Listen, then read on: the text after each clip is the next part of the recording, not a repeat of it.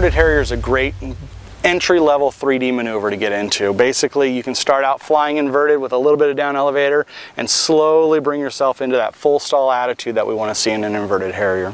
What you'll find is you're going to be constantly varying the amount of down elevator and the amount of throttle.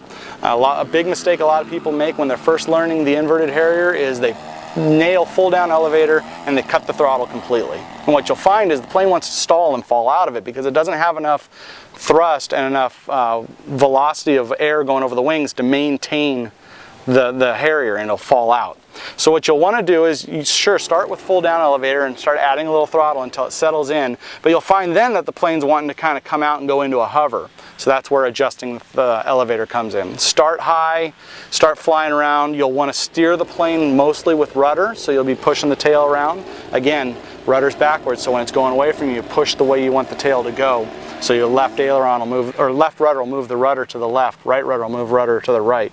When the plane's coming towards you, I find that's about the best way to get comfortable because you'll move the rudder the way you want the plane to go. So that's a good starting point. That's where I started, was coming straight at myself in an inverted Harrier about 100 feet off the ground until I was comfortable enough to turn and go away and then start flying different patterns around the field. So these are great tips and great things you can do to start getting better. It's all about practice. Burn as much fuel as possible and soon you'll be Harriering all over the place. For setup on the inverted Harrier, we'll start with the elevator. What you want is as much elevator as you can get and still make the plane controllable. So you want a lot of elevator to get that plane into that Harrier position.